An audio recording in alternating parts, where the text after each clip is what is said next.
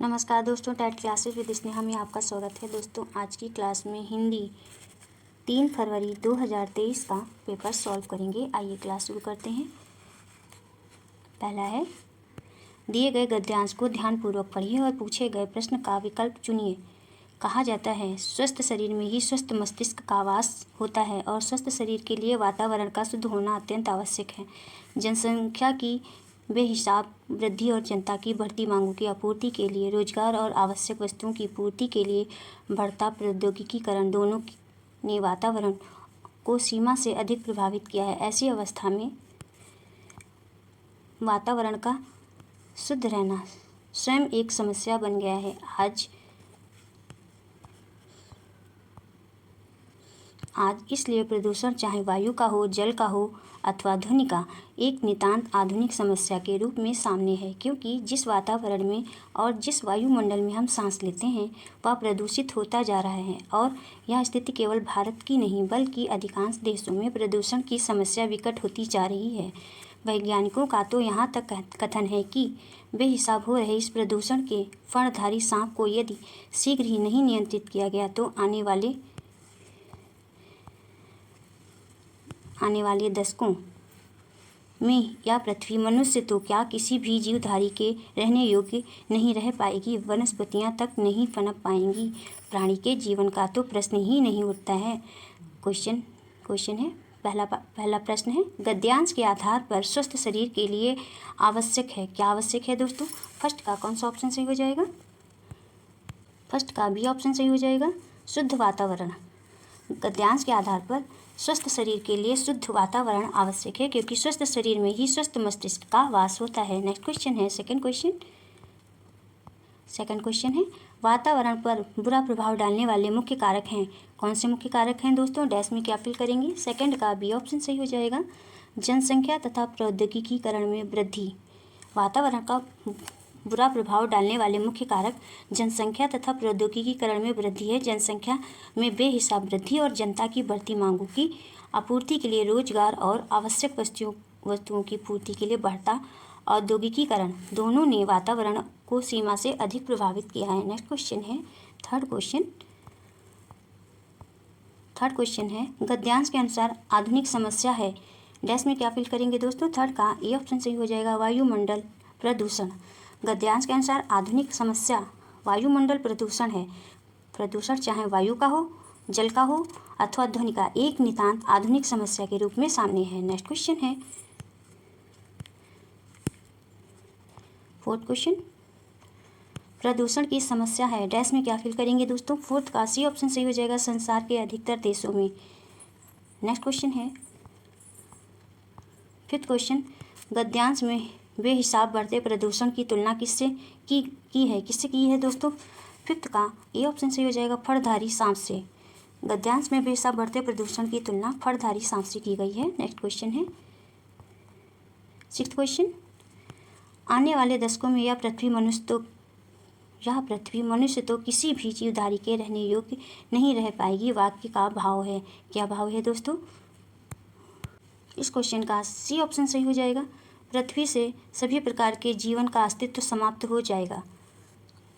दिए गए गद्यांश के अनुसार प्रश्नगत वाक्य का भाव यही है कि पृथ्वी से सभी प्रकार के जीवन का अस्तित्व समाप्त हो जाएगा। नेक्स्ट है, सेवंथ क्वेश्चन, नियंत्रित शब्द में प्रत्यय है। बताइए दोस्तों, कौन सा प्रत्यय है? सेवंथ का डी ऑप्शन सही होगा, इथ।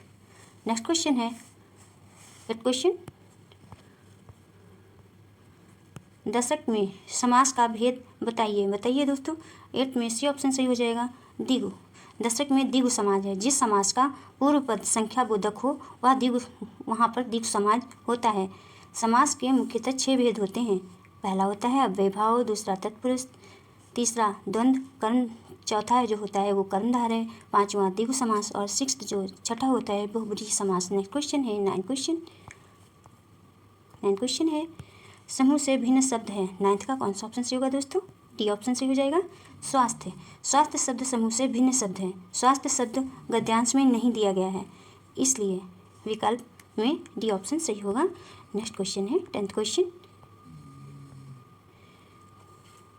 दिए गए काव्यांश की दिए गए काव्यांश को ध्यानपूर्वक पढ़िए और निम्नलिखित प्रश्न का विकल्प चुनिए।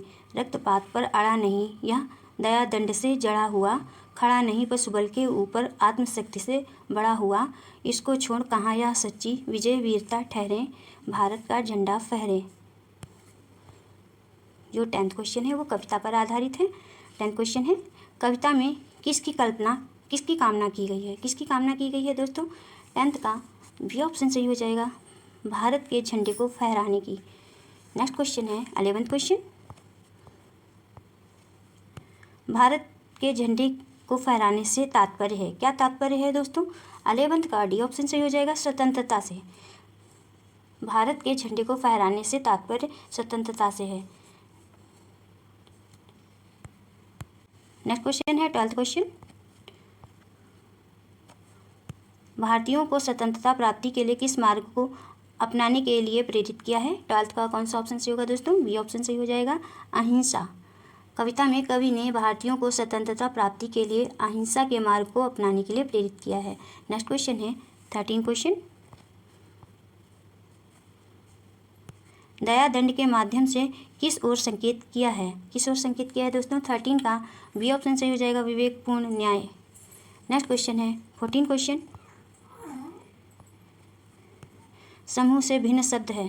14 का डी ऑप्शन सही हो जाएगा, भारत। समूह से भिन्न शब्द भारत है। नेक्स्ट क्वेश्चन है 15 क्वेश्चन, विजय शब्द का विलोम है। विजय शब्द का क्या विलोम होगा दोस्तों? 15 का ये ऑप्शन सही हो जाएगा, पराजय। विजय शब्द का विलोम पराजय होगा। और जो हार है, हार शब्द का जीत हो जाएगा। और सी है आक्रांत, आक्रांत का विलोम अनाक्रांत हो जाएगा। ध्वस्त है, ध्वस्त का विलोम निर्माण हो जाएगा। नेक्स्ट क्वेश्चन है 16 क्वेश्चन, संगीता अपनी कक्षा में उन स्थितियों पर आधारित वास्तविक गतिविधियाँ करवाती है जो विद्यार्थियों के जीवन अनुभवों से संबंधित है। वह किस शिक्षण विधि का अनुसरण कर रही है? 16 का कौन सा ऑप्शन सही होगा दोस्तों? सी ऑप्शन सही हो जाएगा, संप्रेक्षणात्मक भाषण शिक्षण। संगीता अपनी कक्षा में उन स्थितियों पर आधारित वास्तविक गतिविधियाँ कराती है जो विद्यार्थियों के जीवन अनुभवों से संबंधित है। वह संप्रेक्षणात्मक भाषा शिक्षण का अनुसरण कर रही है। इसमें भाषा का प्रमुख काम संप्रेक्षण करना होता है। नेक्स्ट क्वेश्चन है 17 क्वेश्चन,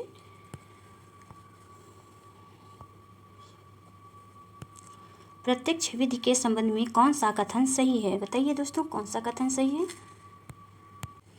17 का सी ऑप्शन सही हो जाएगा, प्रत्यक्ष विधि का उद्देश्य विद्यार्थियों को दैनिक स्थितियों में भाषा प्रयोग में मदद करना है। नेक्स्ट क्वेश्चन है 18 क्वेश्चन,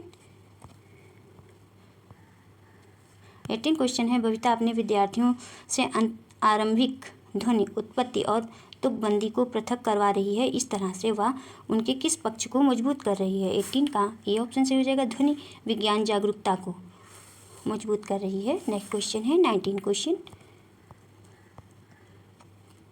किसे सारांश पठन के रूप में भी जाना जाता है? 19 का कौन सा ऑप्शन सही होगा दोस्तों? ये ऑप्शन सही हो जाएगा, सरसरी तौर पर पठन। नेक्स्ट क्वेश्चन है 20 क्वेश्चन, निम्नलिखित में से किसके अंतर्गत पाठ्य सामग्री को जल्दी जल्दी किसी विशिष्ट सूचना के लिए पढ़ाया जाता है? 20 का कौन सा ऑप्शन सही होगा दोस्तों? बी ऑप्शन सही हो जाएगा, बारीकी से पठन। नेक्स्ट क्वेश्चन है 21 क्वेश्चन, गीता अपने विद्यार्थियों की परीक्षा की योजना बना रही है। वह उन्हें एक वाक्य देती है और उसमें एक शब्द विशेष को रेखांकित कर देती है। बहुविकल्पीय प्रश्न के माध्यम से वह रेखांकित शब्द के समीपस्थ अर्थ वाले विकल्प को चुनने के लिए कहती है। गीता भाषा के किस उपकौशल की परीक्षा ले रही है? 21 का कौन सा ऑप्शन सही होगा दोस्तों? सी ऑप्शन सही हो जाएगा, शब्द भंडार की। नेक्स्ट क्वेश्चन है 22 क्वेश्चन, प्रेरणा अपने विद्यार्थियों की शब्द संपदा की परीक्षा लेना चाहती है, उसे क्या नहीं करना चाहिए? 22 का ये ऑप्शन सही हो जाएगा, बिना किसी संदर्भ के शब्द के अर्थ पूछना नहीं करना चाहिए। नेक्स्ट क्वेश्चन है 23 क्वेश्चन है, देवीना अपने विद्यार्थियों को निम्नलिखित अनुच्छेद देती है। आज मैं डैश में फिल क्या करेंगे दोस्तों? गई और कुछ फल व सब्जियां खरीदी। मैं जानती थी कि बारिश होगी पर मैं डैश में क्या फिल करेंगे दोस्तों? लेना भूल गई और रास्ते में भीग गई। वह विद्यार्थियों को सर्वाधिक उपयुक्त शब्द के माध्यम से रिक्त स्थान की पूर्ति करने के लिए कहती है। रिक्त स्थान की पूर्ति के लिए देवीना विद्यार्थियों को क्या करना होगा? रिक्त स्थान की पूर्ति के लिए देवबीना के विद्यार्थियों को क्या करना होगा दोस्तों? इस क्वेश्चन का कौन सा ऑप्शन सही हो जाएगा? इस क्वेश्चन का ये ऑप्शन सही हो जाएगा, संदर्भ को समझकर सर्वाधिक उपयुक्त शब्द जानना होगा। नेक्स्ट क्वेश्चन है 24 क्वेश्चन। प्रत्यक्ष विधि में व्याकरण किस प्रकार से पढ़ाई जाती है? 24 का कौन सा ऑप्शन सही होगा दोस्तों? ये ऑप्शन सही हो जाएगा, आगमनात्मक तरीके से। प्रत्यक्ष विधि में व्याकरण आगमनात्मक तरीके से पढ़ाई जाती है। आगमनात्मक विधि में विशेष तथ्यों और घटनाओं के अवलोकन और विश्लेषण द्वारा सामान्य नियम या सिद्धांत बनाए जाते हैं। नेक्स्ट क्वेश्चन है 25 क्वेश्चन। 25 क्वेश्चन है, पाठ्यक्रम डिजाइन में प्रस्तुतिकरण अपने आप में किससे संबंधित है? 25 का बी ऑप्शन सही होगा, वे सिद्धांत जिनसे विषय वस्तु का संयोजन व क्रम निर्धारित किया जाता है। नेक्स्ट क्वेश्चन है 26 क्वेश्चन, वाचन और शारीरिक क्रियाओं के समन्वयन पर आधारित भाषा शिक्षण विधि कौन सी है? 26 का बी ऑप्शन सही हो जाएगा, समग्र भौतिक प्रतिक्रिया। नेक्स्ट क्वेश्चन है 27 क्वेश्चन, भाषा की कक्षा का परिवेश किस तरह का नहीं होना चाहिए? 27 का डी ऑप्शन सही हो जाएगा, तानाशाही। भाषा की कक्षा में परिवेश तानाशाही नहीं होना चाहिए।